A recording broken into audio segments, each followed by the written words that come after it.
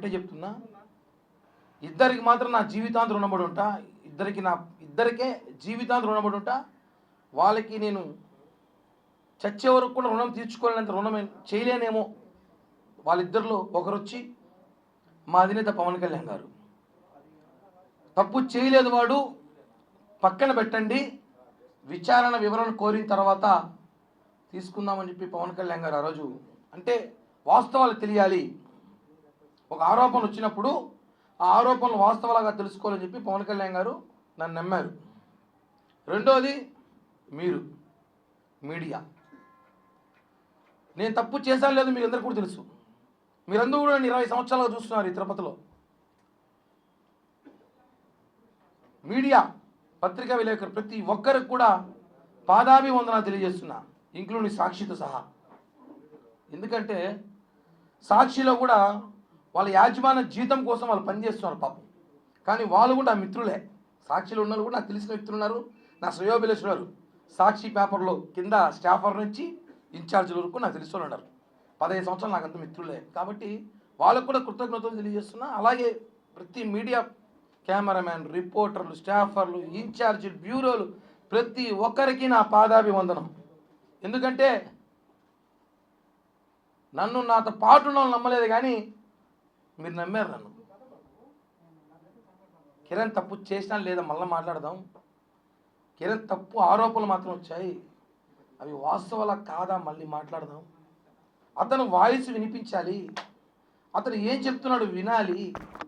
ఒక సైడే మాట్లాడకూడదు ఎప్పుడు కూడా, రెండు పక్కలు వినాలని చెప్పి తిరుపతి మీడియా చూపించిందండి. హ్యాట్స్ ఆఫ్, నిజంగా చెప్తున్నాను.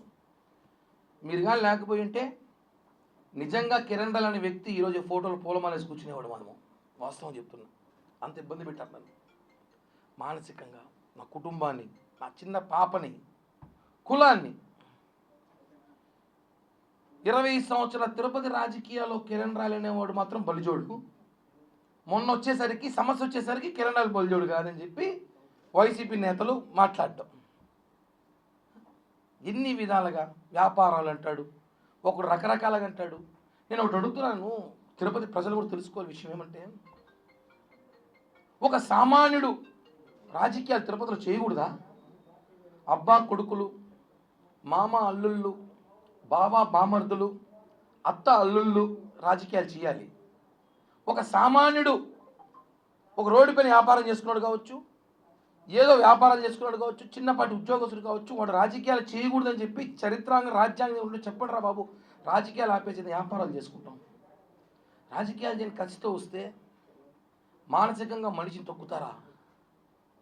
అంటే మీరు చేసింది ఆరోపణలో కుట్ర కిరణ్ రాయల్ మీద కాదు, ఒక కులం మీద. తిరుపతిలో కాపులు ఎదగకూడదా? అంటే ఏంటి? గత ఎన్నికల్లో 63,000తో మేము గెలిపించినామని చెప్పి తిరుపతిలో కాపులు ఎవరైతే లీడింగ్లో ఉన్నారో, పవర్ఫుల్గా ఉన్నారో, ఎవరైతే జనంలో ఉంటారో వాళ్ళని ఒక్కొక్కటిగా తొక్కాలని చెప్పి మీరు చూస్తారండి, రకరకాలుగా ప్రయత్నాలు చేస్తున్నారు. అంటే ఎట్ట అగ్రకులాలలో మేము కాపులు ఉండకూడదా, రాజకీయాల్లో కాపులు ఉండకూడదా, బలిజలు ఉండకూడదా, ఉంటే వాడిని ఏ విధంగా తొక్కాలి ప్రయత్నం చేస్తారా? నేను మొదటి రోజు చెప్తున్నాను, అది ఓన్లీ కేవలం ఆ మహిళకు నాకు ఆర్థిక లావాదేవీలు మాత్రమే ఉన్నాయి.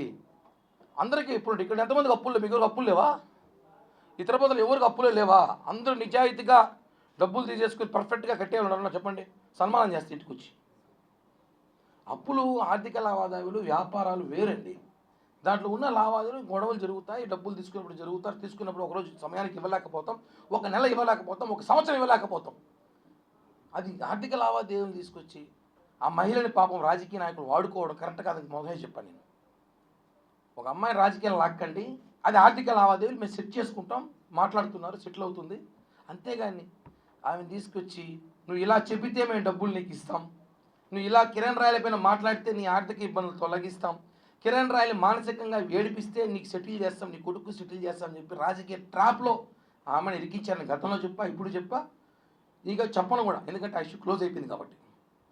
తను ప్రెస్ మీట్ పెట్టి చెప్పడం, కోర్టులో కేసులను వాపసు తీసేసుకోవడం, ఇవన్నీ కూడా చెప్తాను కదా. అందరూ ఉంటారు, ఇద్దరు చాలామంది రాత్రి నుంచి కడిగిన ముత్యం లాగా వచ్చావు, కడగని ముత్యం నాకు, నేనైతే ముత్యమే, కడిగారు లేదో నాకు తెలీదు. నేనైతే ముత్యమే. ఒక మనిషిని నాశనం చేయడానికి సోషల్ మీడియా కూడా పనికొస్తుందని చెప్పి నాకు మొన్నే తెలిసింది. ఎంత దారుణమైన ట్రోలింగ్ చేశారంటే నన్ను, నా కుటుంబాన్ని, నాతో పాటు ఉన్న వాళ్ళని. నేను ఒకటే అంటున్నాను ఈరోజు ఈ ప్రెస్ మీట్ ద్వారా, బాధేసి చెప్తున్నా, మనసులో బాధతో చెప్తున్నా. 26 రోజులు నేను చాలా నేర్చుకున్నా. దయచేసి ఇంకెవరైనా జీవితంలో రాజకీయాలు చేయాలన్నా, వేరే వ్యాపారాలు చేయాలన్నా పక్కన వాళ్ళకి చెప్పకండి, అస్సలు నమ్మకండి. అందుకే నా పక్కన ఎవరు పెట్టుకోవాలి. ఈరోజు ఒకడే వచ్చా.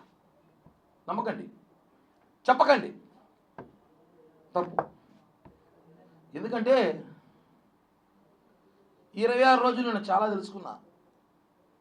మనిషి ఇబ్బందుల్లో, బాధల్లో ఉన్నప్పుడు ఇద్దరే నిలిచారు. నాకు చెప్పాను. ఒకటి పవన్ కళ్యాణ్ గారి ధైర్యం, 2 మీడియా, ఇంకా మహా అయితే కొంతమంది వేరే దేశాలలో ఉన్న జన సైనికులు రోజు ఫోన్లు చేసి అన్నా మేము ఉన్నాం భయపడకనే అనేసి అంటున్నారు. నేను కాదని చెప్పట్లేదు.